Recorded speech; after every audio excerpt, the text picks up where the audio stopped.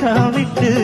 ஆசையில தொட்டு புட்டேன் நெஞ்சுக்குள்ள ஜல்லிக்கட்டு புடிவாரமானே ஒரு கடிவாளம் போட்டேன் மலை நாட்டு தேனை ஒன்ன மடி மேல சாச்சேன்